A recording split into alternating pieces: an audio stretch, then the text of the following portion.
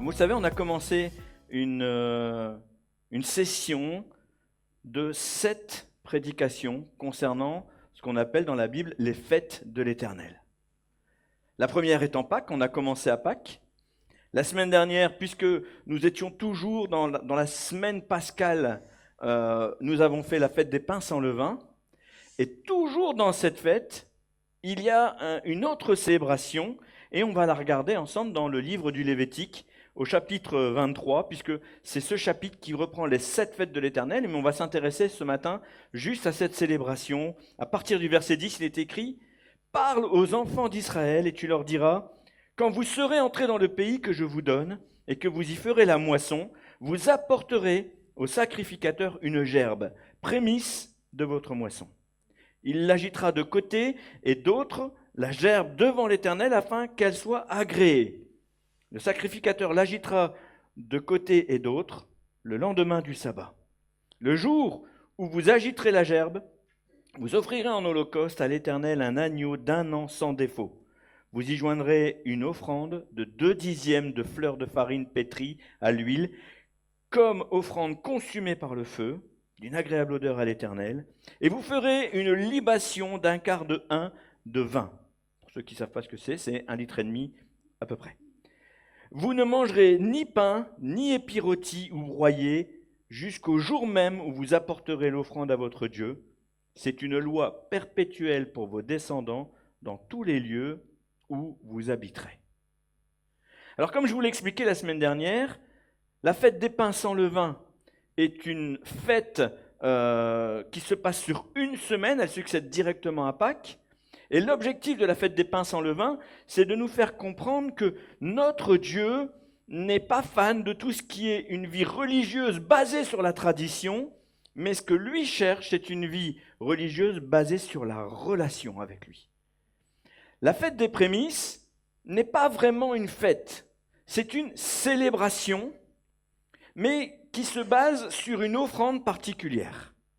Et c'est ce que nous allons voir, parce que durant cette fête des pains sans levain, qui dure, comme je vous l'ai dit, une semaine, eh bien, il y a ce jour particulier des prémices. Mais qu'est-ce que ça veut dire pour nous aujourd'hui ? Pour Israël, on comprend, c'était des agriculteurs, des éleveurs, ils avaient toute une vie qui était rythmée par les saisons, par les moissons, par les récoltes, mais aussi par la naissance des petits. Et là, on nous parle de cette fête des prémices. Est-ce que ça a un intérêt encore aujourd'hui pour nous, les chrétiens de 2026 ? C'est ce que nous allons voir ensemble ce matin. Et la première chose qu'on peut remarquer, c'est qu'il s'agit d'une offrande. Les prémices, c'est une offrande de la moisson. C'est-à-dire que dès que les premiers fruits sont sortis, on va les donner à Dieu. Ne pas confondre offrande et dîme, parce qu'il ne s'agit pas ici de donner 10% de la récolte. Il s'agit d'apporter à Dieu les premières récoltes. Celles qui promettent quelque chose, celles qui nous encouragent, celles qui nous font du bien, celles qui nous disent « cette année sera bonne ou mauvaise ». Mais en fonction de l'année qui sera bonne ou mauvaise, finalement, on ne se préoccupe pas de cette réalité, on apporte les prémices.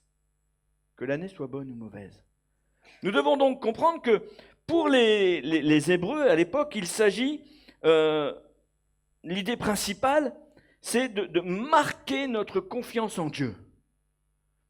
Quand je récolte les prémices, je ne peux pas présumer de l'avenir.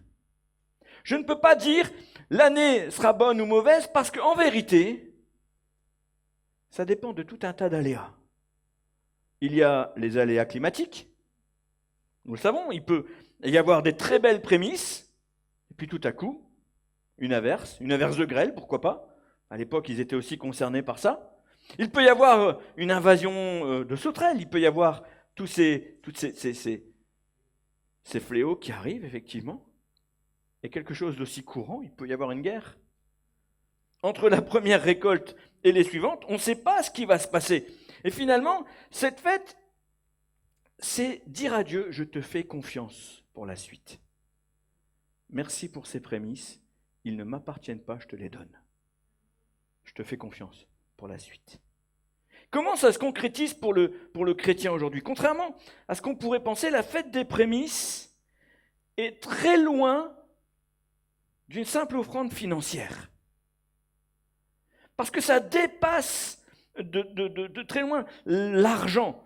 Que ce soit la dîme ou une offrande, même si on ne peut pas exclure que ces prémices peuvent aussi être financières, ça dépasse de très loin. Ça implique concrètement que ce que tu fais, c'est le choix d'honorer Dieu avant ta propre sécurisation. Ce que tu reçois, tu le donnes dès le départ. Et l'avenir appartient à Dieu.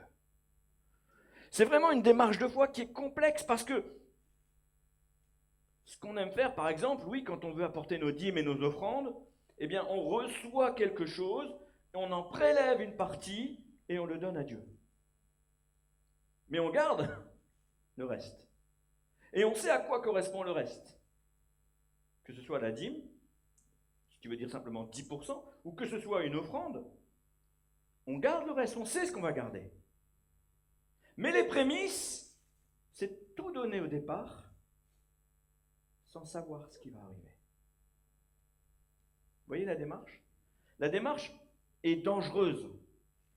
Ce n'est pas un acte anodin parce que, au travers de cette célébration, Dieu nous attend sur un terrain, le terrain qui nous coûte. Est-ce qu'on est capable de réaliser que, au travers de sa parole, Dieu nous dit « Qu'est-ce que vous m'offrez au quotidien? Qu'est-ce que vous m'offrez dans votre vie de tous les jours ?» Et un homme avait parfaitement compris cela. C'est un homme selon le cœur de Dieu. C'est le roi David. Vous savez, le roi David, un homme selon le cœur de Dieu, ne veut pas dire qu'il était parfait. Vous êtes tous conscients? Voilà. Est-ce qu'il y a des hommes ici selon le cœur de Dieu? Je l'espère. Est-ce que vous êtes parfaits? Non. Voilà. Sébastien, c'est un homme selon le cœur de Dieu, mais il n'est pas parfait. Il affirme, je suis un homme selon le cœur de Dieu. C'est bien parce qu'il sait qui il est. Et ça, c'est important. Je suis un homme selon le cœur de Dieu, mais je ne suis pas parfait. Et David, ce qu'il avait fait, c'est qu'à un moment donné, il s'est dit, mais je suis le roi. J'ai réuni la nation. Juda et Israël travaillent d'un cœur à cœur. Tout va bien. Mais au fait, on est combien? Et il a commencé à compter. Contre la vie de l'Éternel. Pourquoi? Parce que l'Éternel, lui, ce qu'il veut, c'est qu'on lui fasse confiance, qu'on soit 1000 ou 3000 ou 10 000 ou 100 000. Peu importe. L'important, c'est que l'Éternel soit dans l'affaire. David avait toujours compté sur son Dieu, mais voilà qu'à un moment donné, il se dit, mais finalement, si on voulait attaquer ou si on était attaqué, on est combien? Et il a fait un recensement. C'était vu de la part de Dieu comme un acte d'orgueil. David était en train de se mesurer aux autres. Ne te mesure pas aux autres, parce que Dieu n'a pas apprécié l'idée. Et il a fait venir un fléau sur Israël. 70 000 hommes ont péri. Imagine, 70 000 hommes. C'est beaucoup? Non. C'est quand même... J'essaie juste de vous réveiller un peu. 70 000 hommes meurent parce qu'un homme a choisi de les compter. Imaginez un peu. Et il avait déterminé de détruire Jérusalem. L'ange de l'Éternel était déjà en train de balayer son épée quand tout à coup l'Éternel a dit stop. Arrête. Je ne peux pas me résoudre à détruire la ville sainte. Et là, David a compris quelque chose, et on lit dans 1 Chronique 21, verset 22, à partir du verset 22, que David veut offrir un sacrifice à l'Éternel. Alors il se promène dans son royaume, et là il voit un super beau champ qui appartient à un homme qui s'appelle Ornan. Et David dit à Ornan, cède-moi l'emplacement de l'aire pour que j'y bâtisse un autel à l'Éternel. Cède-le-moi contre sa valeur en argent, afin que la plaie se retire du dessus du peuple. Ornan répondit à David, prends-le, et que mon seigneur le roi fasse ce qui lui semblera bon. Je donne les bœufs pour l'holocauste, l'écharpe pour le bois et le froment pour l'offrande. Je donne tout cela. Mais David dit à Ornan, non, je veux l'acheter contre sa valeur en argent, car je ne présenterai point à l'Éternel ce qui est à toi, et je n'offrirai point un holocauste qui ne me coûte rien. Et David donna à Ornan 600 cycles d'or pour l'emplacement. David bâtit là un autel à l'Éternel, il offrit des holocaustes et des sacrifices d'action de grâce. Il invoqua l'Éternel, et l'Éternel lui répondit par le feu qui descendit du ciel sur l'autel de l'holocauste. Dieu avait agréé non pas un sacrifice qui ne coûte rien, mais un sacrifice qui avait de la valeur. C'est ça ce que Dieu voulait. Pour David, il n'était pas pensable d'offrir quelque chose qui ne lui appartienne pas. Or, nous savons que tout ce que nous avons, nous l'avons reçu. La Bible nous dit, qu'ai-je que je n'ai reçu? Tout ce que nous avons, nous l'avons reçu, et qui plus est, même nous l'avons reçu de l'Éternel. David aussi avait reçu tout de l'Éternel. Mais il voulait offrir quelque chose qui lui coûtait. 600 cycles d'argent, c'était une belle somme à l'époque. Je n'ai pas pensé à faire la conversion, mais c'était beaucoup. Mais retenons que c'est précisément là l'idée des prémices. L'idée des prémices, ce n'est pas forcément d'offrir quelque chose qui soit très coûteux, c'est d'offrir quelque chose qui soit précieux. Est-ce que vous faites la nuance? Il y a des choses qui ne vous coûtent rien, mais qu'est-ce qu'elles sont précieuses? La première des choses, parce que l'application, on peut se la faire à nous-mêmes, la première des choses qu'on peut constater finalement, c'est que ce que nous avons de plus précieux, ce n'est pas ce que nous avons dans le portefeuille. Ce que nous avons de plus précieux, c'est d'abord notre vie. Combien de temps dure la vie? On voit tout de suite que ce que nous avons de plus précieux, c'est le temps. Est-ce que tu donnes de ton temps à l'Éternel? Est-ce que tu donnes le reste ou est-ce que tu lui donnes le début? Est-ce que quand tu te lèves le matin, tu te dis « Bon, je prierai ce soir si je ne suis pas fatigué ». Auquel cas, tu lui donnes les restes. Par contre, quand dès le matin, tu te tournes vers l'Éternel, tu lui donnes les débuts, tu lui donnes les prémices. Peu importe le reste de ta journée. Tu vas peut-être mourir aujourd'hui. Garde-toi de le faire, ça ne m'arrange pas du tout. Mais donne-lui les premières minutes, donne-lui les premiers instants, qu'ils soient pour Dieu. C'est un réflexe que j'ai pris, je ne me lève pas sans avoir prié. Systématiquement le matin, je me réveille et je parle avec mon Dieu. Est-ce que je prends 1 heure dans le lit? Non. Mais je parle avec lui. Je lui dis bonjour, je le remercie pour la nuit. Si elle était mauvaise, je lui dis Seigneur, je n'ai pas super bien dormi. Mais je veux proclamer que le reste de la journée va aller. Est-ce que toutes mes journées sont belles, sont roses, sont magnifiques parce que j'ai fait ça le matin? J'aimerais bien vous dire que oui, mais je serais un menteur. Ce n'est pas la vérité. Mais je lui offre les prémices.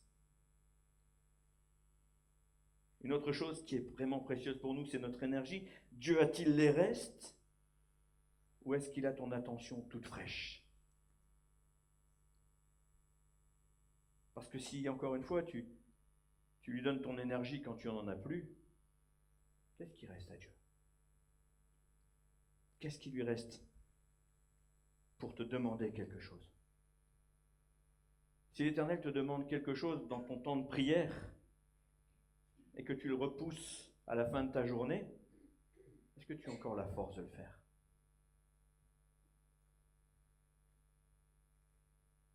Tes priorités, est-ce qu'elles sont tournées vers ce que Dieu te demande ou finalement est-ce qu'elles sont tournées vers ce qui te semble le plus important?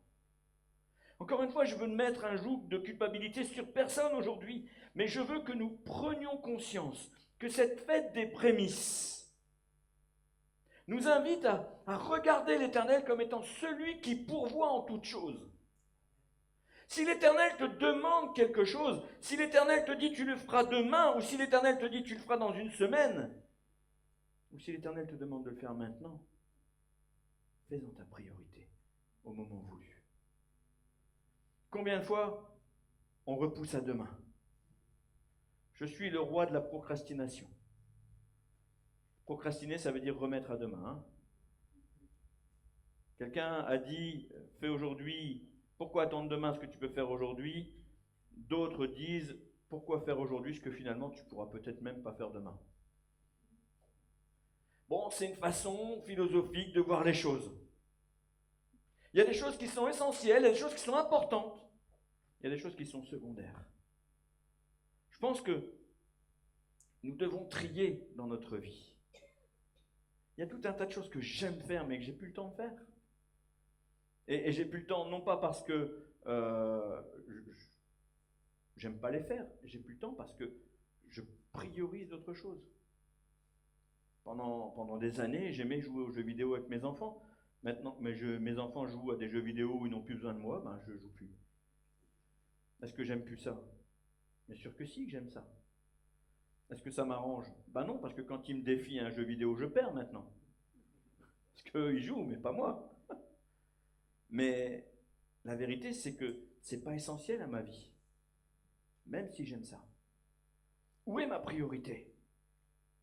Et si cette question se pose à toi en particulier, et quand je dis toi, je veux vraiment viser personne, mais je veux que chacun se pose cette question, eh bien, nous nous rendons compte que la question des prémices se pose aussi pour l'Église.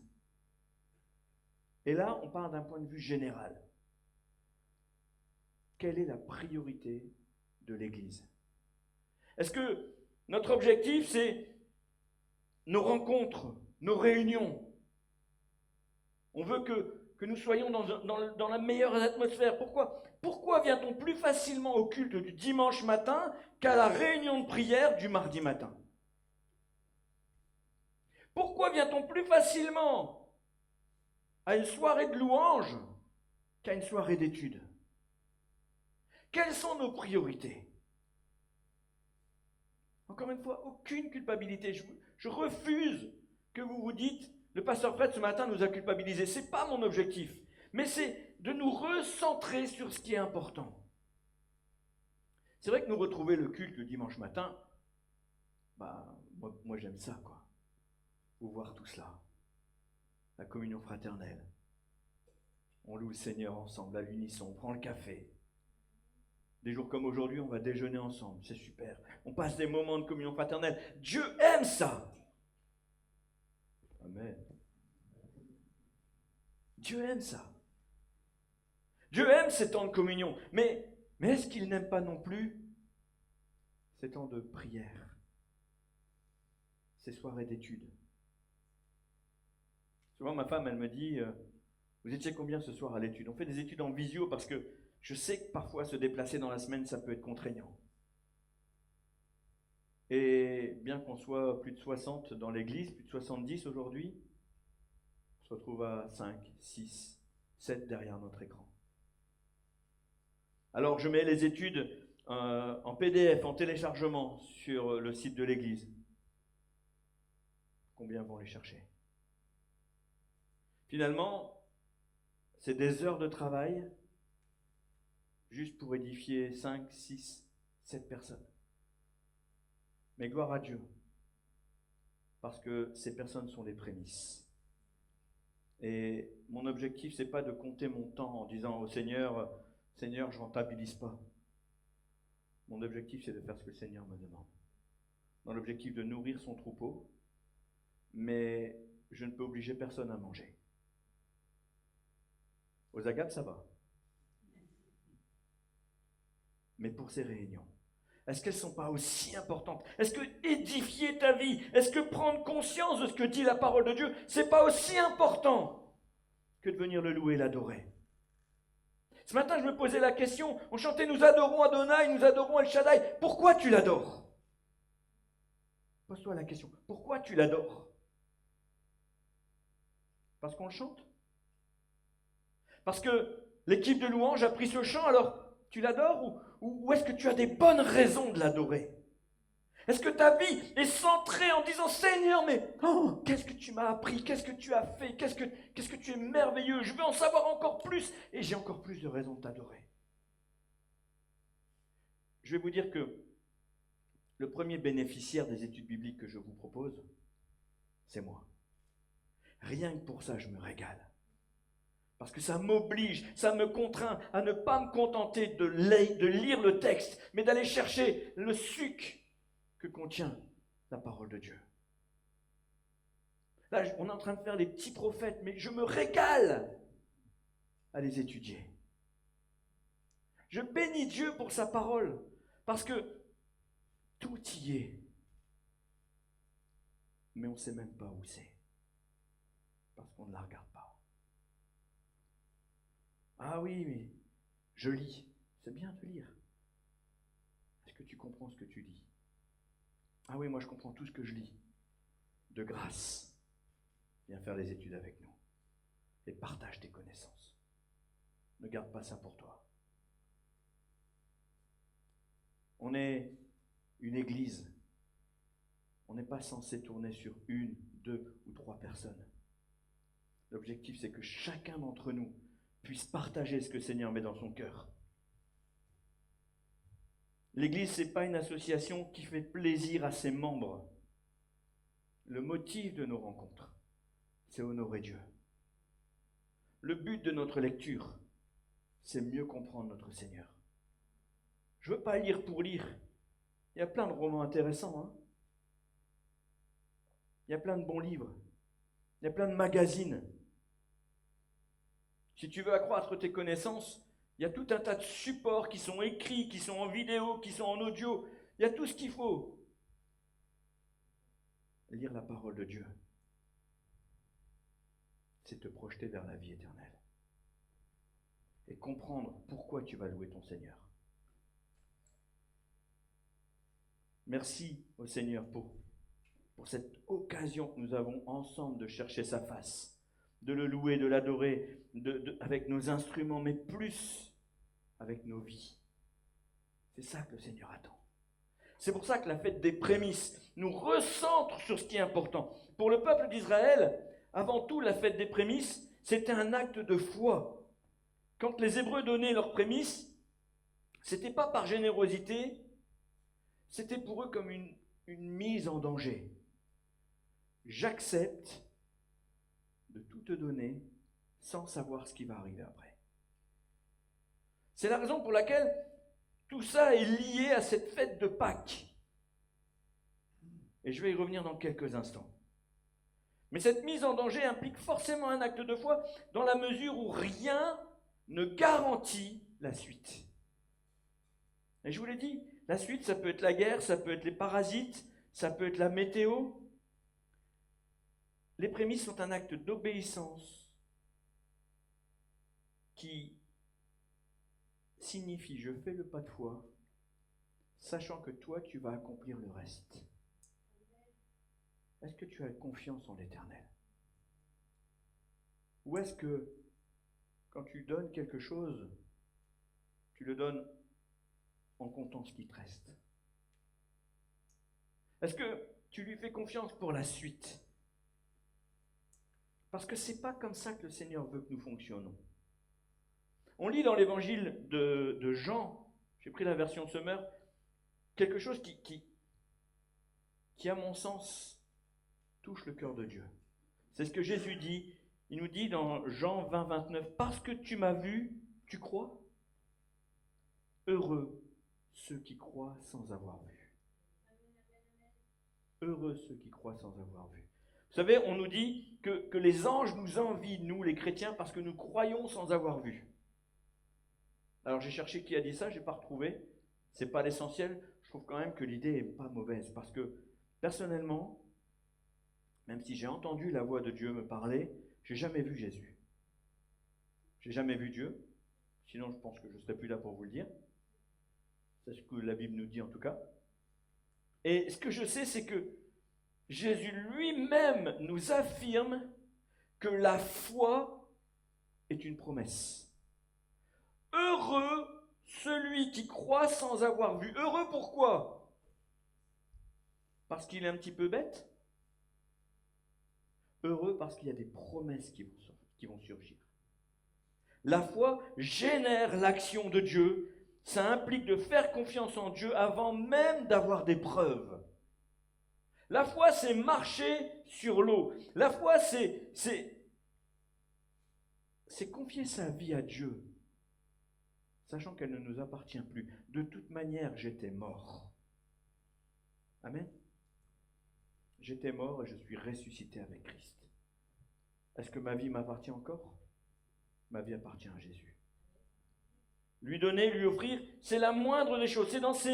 C'est dans ces moments-là même où nous devons comprendre, quand le doute s'installe, que notre vie ne nous appartient plus.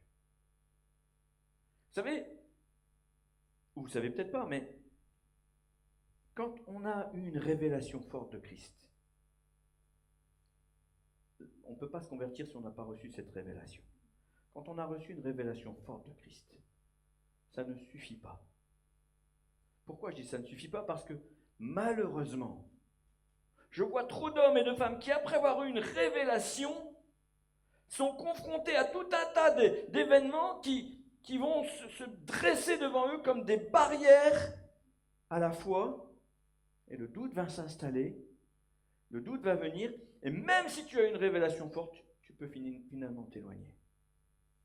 Parce que cette révélation forte, si elle n'est pas nourrie par des actions de foi, si elle n'est pas nourrie par des moments de grâce, eh bien, tu vas finir par la relativiser.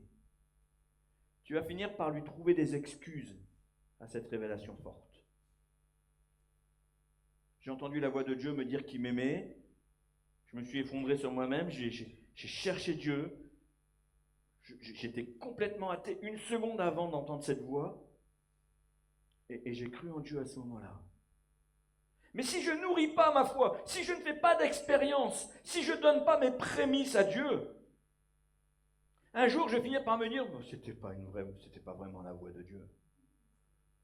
J'étais juste conditionné dans un environnement propice. Et j'ai fini par croire, je me suis laissé convaincre. Mais finalement tout ça c'est des foutaises, des légendes. Pourquoi? Parce que je n'ai pas nourri ma foi par des actions. Donner les prémices, c'est marcher sur l'eau. C'est dire à Dieu, je te fais confiance pour le pas suivant. Ce que tu me demandes, ben j'ai que ça quand même. Eh bien, je te le donne. C'est la veuve qui met sa dernière pièce dans le tronc. Là, je parle d'argent. Mais entendez bien qu'on ne parle pas que d'argent. Une femme a donné des prémices. Elle s'appelle Anne. Elle était stérile. Elle ne pouvait pas avoir d'enfant. Elle est allée voir l'Éternel. Il lui a donné un fils qui s'appelle Samuel, qui est le prophète qui a oint le roi David. Mais pourquoi Samuel était prophète? Pourquoi il était sacrificateur? Parce qu'elle avait donné son premier-né. En disant, je ne peux pas en avoir, mais si tu m'en donnes un, c'est pour toi. Il lui a donné et elle en a eu d'autres. Amen. C'est ça les prémices. En ce qui nous concerne, on a fait la même chose. On a donné chacun de nos enfants à Dieu, en commençant par le premier. Et alors que je préparais ce message, je disais, mais Seigneur, je ne peux pas parler de mon fils aîné parce que, effectivement, je te l'ai donné, mais aujourd'hui, il ne t'appartient pas. Et Dieu me dit, qui te dit qu'il ne m'appartient pas? Tu me l'as donné, c'est à moi. Fais-moi confiance. Vous savez, quand on aime nos enfants profondément, les abandonner à Dieu, c'est difficile. Là, c'était le premier, je ne savais pas si j'allais en avoir d'autres. Dans notre conversation avec Sylvie, elle en voulait 24, moi j'en voulais 1. Non, elle en voulait 4, et on en a eu 4. Moi j'en voulais 1, mais c'était le premier, vous imaginez.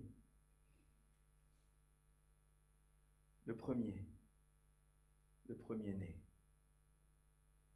C'est finalement le plus beau des cadeaux que Dieu nous ait fait, de nous donner son premier-né, son Fils unique, Jésus, qui est lui-même les prémices.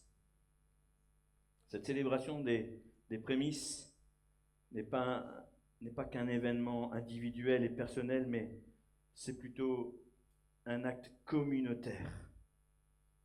On le voit, les Hébreux célébraient ensemble cette fête des prémices. Et c'est quelque chose qui doit nous interpeller parce que l'objectif de cette fête des prémices, c'était de dire à Dieu, tout le peuple est là pour subvenir aux besoins du temple et des serviteurs de Dieu. C'était exactement l'objectif de cette fête des prémices. Des frères et des sœurs qui venaient soutenir les serviteurs de Dieu et le culte. Impressionnant. Les prémices étaient apportées dans le but de faire avancer la communauté juive tout ensemble. Et ça, c'est aussi quelque chose qu'on pourrait avoir perdu. Aujourd'hui, je fais ma part dans l'Église parce que Dieu me le demande. Mais est-ce que l'Église m'intéresse à ce point ou est-ce que juste je fais ma part? On le voit, des hommes et des femmes viennent la semaine nettoyer notre Église. Waouh! C'est magnifique de donner ton temps pour faire quelque chose que personne ne va forcément voir. Parce que quand c'est propre, on ne le voit pas. C'est quand c'est sale qu'on le voit. Ma femme me dit toujours, j'ai lavé, mais personne n'a vu. On aurait vu si c'était sale. Mais c'est propre. Gloire à Dieu. Qui, en arrivant ici, regarde d'abord si la chaise sur laquelle il s'assoit est propre? Vous ne le faites pas parce que vous faites confiance aux gens qui viennent nettoyer. Ils donnent de leur temps. Le corps pastoral ne suffit pas à faire vivre l'Église. C'est pas possible. Si vous deviez vous contenter du corps pastoral pour faire vivre l'Église, le dimanche matin, vous auriez pasteur Jean-Baptiste, Axel et moi, pour tout faire. Le café ne serait pas aussi bon que si c'était Joël qui l'avait fait. Le ménage ne serait pas aussi bien fait que si c'était une équipe qui l'avait faite. La louange, je ne vous raconte pas, si je me mettais au piano, il n'y aurait plus personne dans la salle. Si je me mettais à la batterie, ce serait pire. Ah oui, je chante. JB et Axel jouent de la guitare. Les deux chantent aussi. Mais si nous arrivons à vivre un culte, là, ça vous fait rire de savoir que JB chante? Ah, la guitare, non, mais en fait, JB, vous savez, il est déterminé. Quand il veut apprendre la guitare, il apprend la guitare. C'est pas comme Axel. Il connaît les accords magiques. Mais si nous apprécions de nous retrouver, c'est aussi parce que la communauté se met au travail. On est heureux de se voir. Des hommes et des femmes sont à l'accueil, ils vous reçoivent. Des hommes et des femmes se mettent derrière les instruments. On a quelqu'un qui filme, on a quelqu'un qui joue, qui touche à la sono. Si on devait faire tout ça nous-mêmes, mais ce ne serait pas possible. La fête des prémices, c'est aussi reconnaître que chacun donne de son temps pour que l'Église puisse vivre au quotidien, et pas seulement le dimanche matin. Cet acte est encore important aujourd'hui. Je vous l'ai dit, le corps pastoral ne suffirait pas. Alors bien sûr, on honore Dieu avec nos dîmes et nos offrandes, bien sûr. Mais on l'honore aussi avec notre temps, avec nos talents, avec notre service qui est mis au bénéfice des uns et des autres. Et non seulement dans le culte, mais aussi dans toute l'organisation de l'Église. Où sont les enfants maintenant? Où sont-ils? Les hommes et les femmes prennent de leur temps pour leur consacrer un temps d'enseignement, un temps privilégié, un temps pour eux, un temps qui fait que vos enfants aient envie de venir. Vous imaginez si ça devait être Axel et JB qui faisaient ça avec nous, avec moi? C'est toute l'Église qui est à l'œuvre. Parce que durant la semaine, on met des temps à part pour préparer un culte. Et pour cela, j'aimerais que vous puissiez prendre conscience que votre travail est précieux. Ce que vous faites est précieux. Cette semaine, des hommes sont venus, comme l'a dit Jean-Baptiste tout à l'heure, pour remettre l'Église aux normes incendie. pas que nous n'étions pas dans les normes, parce que tous les 5 ans, on a la commission de sécurité qui vient, tous les 5 ans, on est vérifié, tous les ans, on a SIPP qui vient nous contrôler les extincteurs, tous les ans, on vient nous contrôler l'électricité. Alors quand je dis SIPP, ça fait de la marque, de la pub pour Romain. mais, ouais, mais bah oui, c'est pour ça, j'en profite avec les millions de téléspectateurs qui nous regardent. Mais on est aux normes. Mais on ne veut jamais être à côté de la norme. On ne veut pas être juste à côté. Alors là, ils nous ont dit, il y a des choses à faire. Eh bien, elles ont été faites. Cette semaine, des hommes sont venus ici. Ils ont fait des trous dans les murs. Ils ont ajouté des câbles. Et ce matin, vous n'avez peut-être même rien vu. Parce que le travail est propre, il est bien fait. Merci Seigneur. Et moi, vraiment, je veux honorer toutes celles et ceux qui, dans la semaine, font quelque chose en faveur du culte pour notre Dieu. Le culte, ce n'est pas 2 heures le dimanche matin. Le culte, c'est ta vie au quotidien.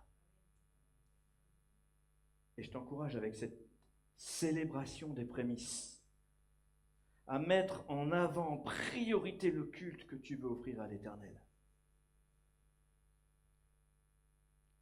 Je vois certains visages qui se disent, mais moi, j'ai pas le temps. J'ai des enfants, je suis occupé, j'ai mon travail. Si tu savais combien c'est précieux d'élever des enfants.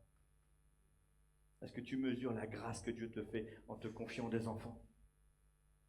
Occupe-toi de tes enfants. Fais-en les enfants les plus heureux de la terre. C'est déjà un prémisse. Dire à l'Éternel, tu m'as confié cet enfant, je te le donne, mais je veux en prendre soin. C'est un prémisse. Vous savez, très souvent, on associe notre culte, notre offrande à Dieu, à ce que nous faisons. La réalité, c'est que Dieu ne regarde pas ce que tu fais, il regarde ce que tu es. Les prémices ne sont pas dans l'action, ils sont dans qui tu es. Quelle est la place de l'Éternel? Quelle est la priorité? On comprend que la fête des prémices touche tous les domaines de notre vie. L'argent, évidemment, je donne en début de mois et non à la fin du mois, au cas où il me reste quelque chose. Pendant quelques années, on a fait ça, chérie.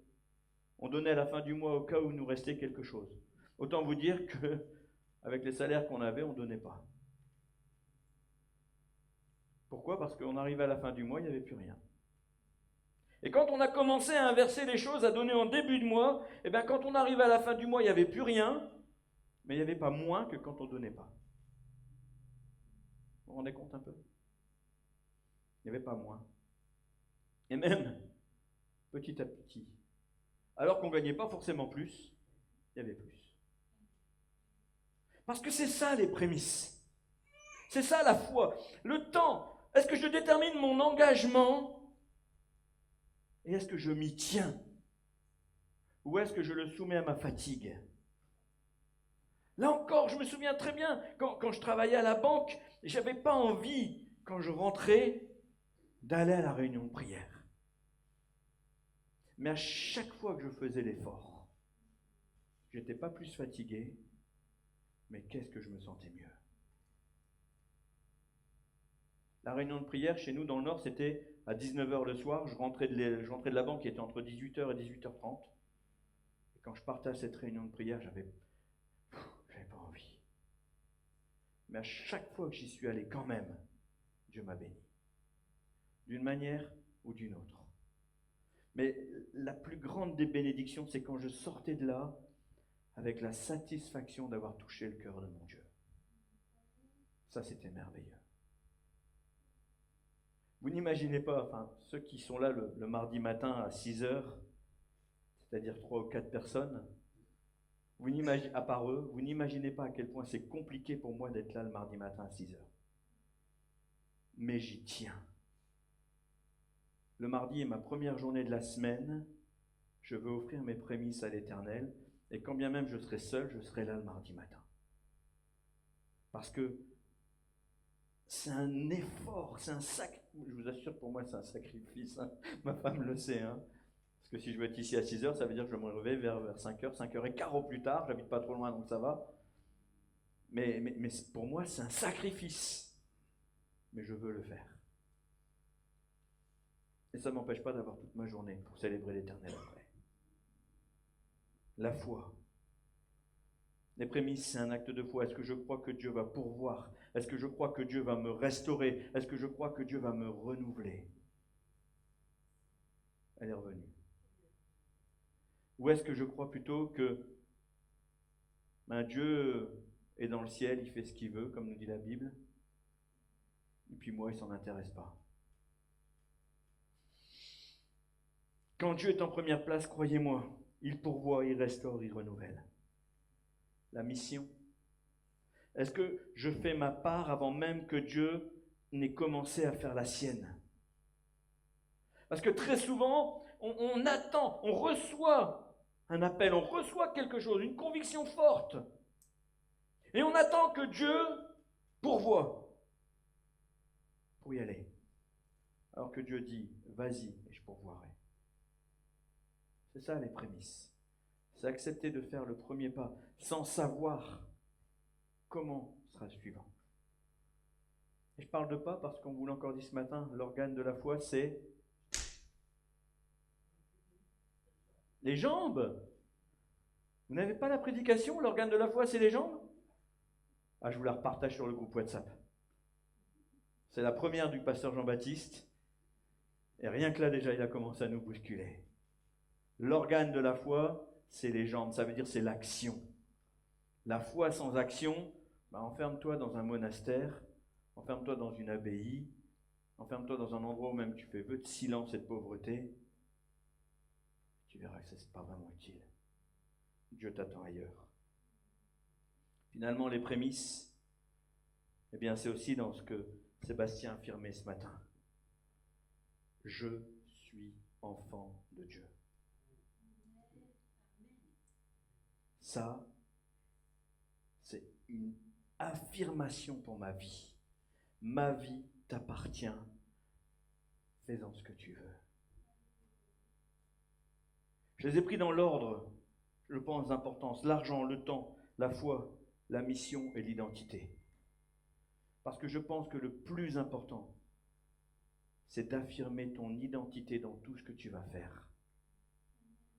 Si je donne, c'est parce que je suis. Si je fais, c'est parce que je suis. Si je crois, c'est parce que je suis. Si je suis actif, c'est parce que je suis. Est-ce que tu es enfant de Dieu ou est-ce que tu es enfant de ce monde? Dans ces domaines, qui a la première place? Est-ce que c'est Dieu ou est-ce que c'est autre chose? Et je parle bien de la première place parce que très souvent, on dit que Dieu ne veut pas la première place, il veut toute la place. Qui a déjà entendu ça? On n'est pas si nombreux finalement, je pensais que c'était généralisé. Dieu ne veut pas la première place, il veut toute la place. C'est la vérité, Dieu veut toute la place. Mais s'il n'a pas la première, est-ce qu'il aura les autres? Commence déjà par lui donner la première place. Parce que si tu lui laisses la première, tu peux envisager de lui laisser la seconde, puis la troisième, puis la 27e, je ne sais pas jusqu'où tu vas. Mais si la première, il ne l'a pas, petit à petit, il n'aura plus la deuxième, il n'aura plus la troisième. Et c'est comme ça que un dimanche matin, tu viens plus célébrer ton Dieu. Et le dimanche d'après, tu ne viens plus non plus. Et puis finalement, ça t'a pas si manqué que ça. Et tu restes 2, 3, 4, 5 semaines, 6 semaines sans venir célébrer ton Dieu. Et là, tu commences à raisonner. Toi qui étais un homme, une femme mature, qui mettait Dieu en priorité, tu commences à te dire, mais finalement, mais même le pasteur prêtre ne m'a pas appelé, c'est que je ne suis pas si important que ça. Tu remets la faute sur l'Église, alors que l'Église, c'est toi. Je sais, j'ai vécu ça. 1 semaine, 2 semaines, 3 semaines, on n'allait pas à l'église. Jusqu'au jour où on s'est réveillé, on s'est regardé, on a dit, mais qu'est-ce qu'on est en train de faire? On est dimanche matin, on est en train de se reposer parce qu'on est en train de faire les travaux dans la maison. On était épuisés, on était fatigués. Et on a dit, il nous manque quelque chose. Ce qui nous manquait, c'était cette communion avec Dieu. Parce qu'il avait pu la première place. Il était passé à la deuxième, puis à la troisième, puis à la quatrième. Le matériel avait pris sa place prioritaire, les travaux de la maison. Il fallait finir, on avait des enfants en bas âge, il fallait. Et puis après le repos, on avait besoin de repos parce qu'on avait travaillé, on avait fait des travaux dans la maison, on avait les enfants. Et petit à petit, Dieu glisse d'une place à une autre. Reviens aux prémices. Reviens à la priorité. Fais de l'Éternel tes délices, il te donnera ce que ton cœur désire. Recommande ton sort à l'Éternel, mets en lui ta confiance et il agira. Laisse Dieu à la première place, quoi qu'il t'en coûte. Laisse Dieu à la première place. Parce que lui, il n'a pas hésité à donner ce qu'il avait de plus précieux. Regardons ensemble 1 Corinthiens chapitre 15, le verset 20. On trouve l'ultime prémisse. Maintenant, Christ est ressuscité des morts, il est le prémisse de ceux qui sont morts. Jésus est le prémisse de Dieu. C'est à lui que je veux ressembler. Jésus est le prémisse de tous les rachetés parce que nous allons tous mourir. Mais nous qui croyons, nous allons tous ressusciter comme lui l'a fait premièrement. Amen. En effet, il est le premier des morts, mais il est le premier ressuscité à jamais. Est-ce que toi, tu vas ressusciter? Ah, là, j'ai un vrai amen, là. Ah, ça fait plaisir. Ça fait plaisir. Et pourquoi tu vas ressusciter? Parce que tu vas suivre son exemple. L'exemple qu'il nous donne d'une moisson annoncée. Et les prémices s'écrivent. On va regarder un peu plus en détail 1 Corinthiens 15, 20 pour terminer. 1 Corinthiens 15, 20, on va lire jusqu'au verset 23. Mais maintenant, Christ est ressuscité des morts, il est le prémisse de ceux qui sont morts. Car puisque la mort est venue par un homme, c'est aussi par un homme qu'est venue la résurrection des morts. Gloire à Jésus. Et comme tous meurent en Adam, de même aussi tous revivront en Christ. Mais chacun en son rang. Christ comme prémisse, puis ceux qui appartiennent à Christ lors de son avènement. Là où Jésus a été les prémices de la résurrection des morts, nous sommes la récolte annoncée. Alléluia. Tu es la récolte annoncée. Tu es la promesse d'une belle récolte. Est-ce que tu te rends compte que c'est dans ce sens où tu réjouis le cœur de Dieu? Parce que quand ils avaient donné les prémices, qu'ils avaient tout donné et qu'ils regardaient leur champ en disant, est-ce qu'il va encore me donner quelque chose? Quand ils voyaient les pousses sortir, quand ils voyaient les greniers se remplir, quand ils voyaient les assiettes remplies, ils se réjouissaient. De la même manière, quand Dieu regarde son Église, il se réjouit parce que Christ est le prémisse. Mais nous sommes la récolte annoncée. Les champs sont... Allô? Les champs sont blancs, les amis. Samedi, il va y avoir une sortie pour aller faire la moisson. On va aller récolter là où nous n'avons pas semé. On va aller chercher ces âmes pour la gloire de notre Dieu.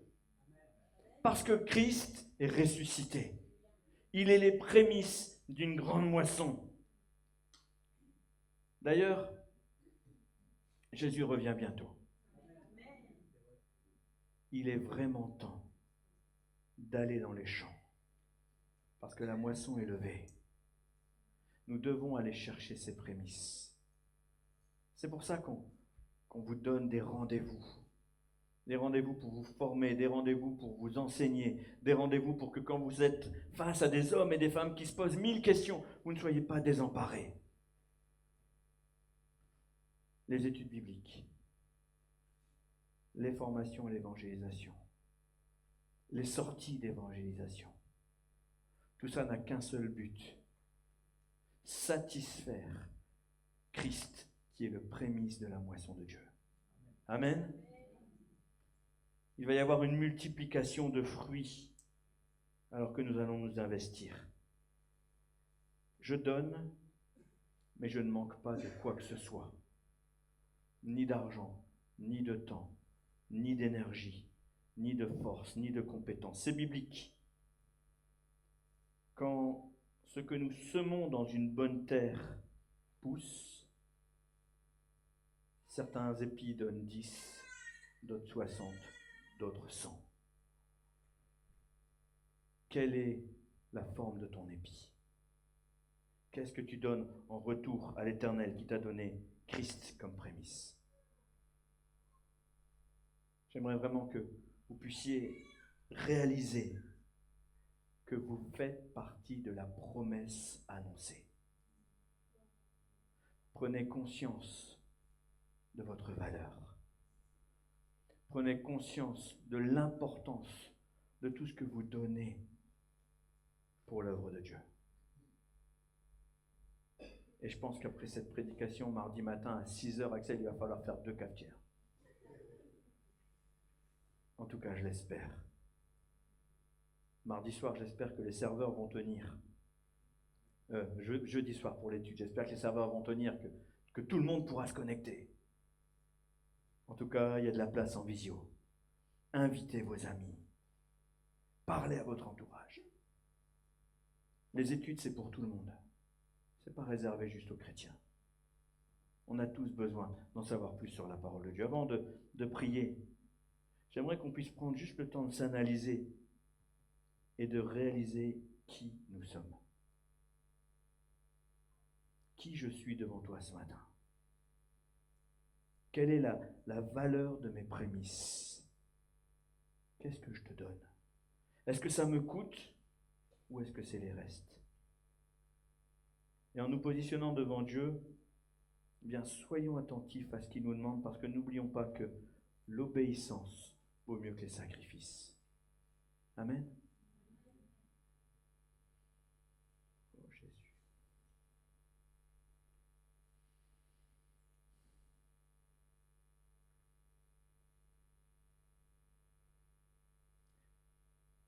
C'est vrai, Père. Qu'ai-je que je n'ai reçu? Tout ce que j'ai, c'est toi qui me le donnes. Seigneur, c'est pourquoi je ne veux rien retenir devant toi. Je veux être attentif à ce que tu me demandais. Et ma prière, c'est que chacune des personnes qui entend ce message puisse aussi être attentif à ce que tu demandes. Cette fête des prémices est juste un événement formidable qui nous encourage à te faire confiance. Quoi que tu nous demandes, quoi qu'il en coûte. Et je reconnais que c'est tellement difficile à faire. Parce que parfois, oui, nous espérons et nous ne voyons pas. Parfois, nous croyons et nous ne recevons pas. Mais une chose est sûre, Seigneur, c'est que toi, tu es fidèle. Seigneur, ta parole nous met à l'épreuve. Et tu nous dis, mettez-moi à l'épreuve et vous verrez si je n'ouvre pas pour vous les écluses des cieux. C'est pourquoi, Seigneur, nous voulons être attentifs à ce que tu nous demandes afin de ne pas passer à côté. Je sais une chose, Seigneur, c'est que quoi que tu nous demandes, ce ne sera pas trop. Parce que tu ne mets pas sur nos épaules un joug qui soit trop lourd. Tu nous demandes ce que nous pouvons porter. Tu nous demandes ce que nous pouvons donner. Tu nous demandes ce que nous pouvons faire. Et parfois, Seigneur, nous doutons de nous-mêmes. Et en faisant ça, c'est de toi que nous doutons, parce que tu ne te trompes pas sur la personne à qui tu demandes. C'est pourquoi ce matin, au nom de Jésus, je veux te prier, non seulement pour l'Assemblée, mais aussi pour toutes les personnes qui entendront ce message. Et Seigneur, ma prière, c'est que tous puissent entendre ce que tu demandes, et qu'au travers de ce qu'ils reçoivent de ta parole, ils soient encouragés et qu'ils découvrent encore plus qui ils sont. Parce que oui, Seigneur, parfois, on ne sait pas qui nous sommes. On ne sait pas que nous sommes capables. Mais si tu nous demandes, c'est que nous le sommes. Si tu me demandes de me lever à 6 heures, c'est que je peux le faire. Si tu me demandes de me coucher à minuit, c'est que je peux le faire. Si tu me demandes de lire ta parole, c'est que je peux le faire. Si tu me demandes de l'étudier, c'est que je peux le faire. Si tu me demandes de l'enseigner, c'est que je peux le faire. Si tu me demandes, Seigneur, d'aller au bout du monde, c'est que tu pourvoiras. Si tu me demandes, Seigneur, de rester sur place, c'est que tu as besoin de moi ici. Seigneur, que je sois attentif à ce que tu me demandes et qu'au travers de ta demande, je sois encouragé parce que tu es l'Éternel qui pourvoit. Que ce soit le temps, que ce soit l'énergie, que ce soit l'argent, que ce soit les moyens, tu es l'Éternel qui pourvoit. Tu n'as jamais rien demandé que je ne puisse accomplir. Seigneur, ma prière, c'est que chacun d'entre nous puisse prendre conscience que les prémices t'appartiennent de toute manière et que tu nous les as données pour nous dire que tu nous aies confiance. Qu'en retour, nous puissions te les rendre en te disant, nous aussi, on te fait confiance.